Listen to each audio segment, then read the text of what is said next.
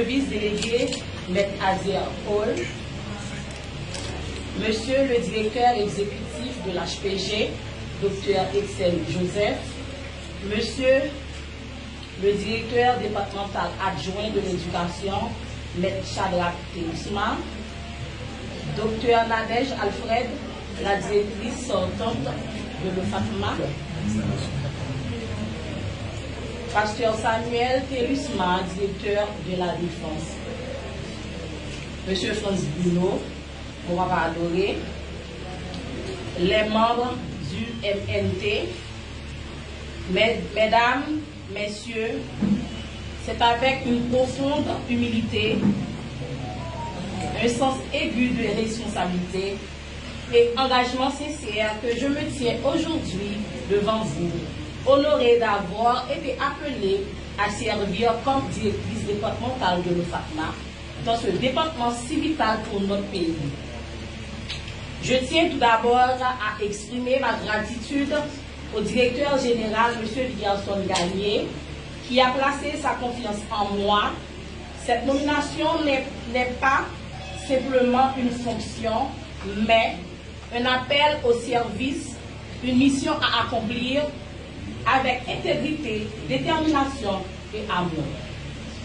Le secteur de la santé a toujours occupé une place particulière dans mon cœur. J'y vois non seulement un pilier du développement humain, mais aussi un espace sacré où se manifeste notre humanité. Servir la santé, c'est servir la vie. Ma vision pour l'OFATMA de l'Artibonite repose sur 3 axes fondamentaux. Engagement total. Je m'engage à œuvrer sans relâche pour améliorer les services offerts, renforcer les capacités institutionnelles et veiller à une meilleure prise en charge des assurés sociaux. Mon engagement sera guidé par la transparence, la rigueur et le respect de la dignité humaine. Collaboration ouverte et inclusive. Le bon fonctionnement des services nécessite une synergie d'efforts entre les autorités sanitaires, les institutions locales, les entreprises, les professionnels de santé et bien sûr les assurés.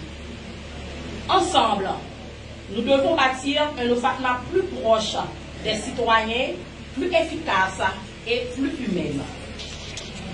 Continuité et redressement. Nous devons capitaliser sur les acquis, corriger les faiblesses et oser les réformes nécessaires. Le redressement de notre institution passe par un leadership axé sur les résultats, une meilleure gestion des ressources et l'innovation de nos approches. Mais ce redressement ne peut se faire qu'en respectant et valorisant le travail déjà accompli. Il n'y a pas de progrès durable sans continuité. C'est pour dire aux coordonnateurs du Grand Nord, dans un département où il y a 17 communes qui se subdivisent en bas et haut de l'Artibonite, 6 inspecteurs sont puissants pour répondre efficacement au service d'inspectorat. Il nous faut au minimum 2 inspecteurs par commune pour une meilleure gestion de l'OFATMA et la proximité de l'institution vers la population. Je suis consciente des défis qui nous attendent. Contraintes budgétaires, attentes de la population, complexité du système.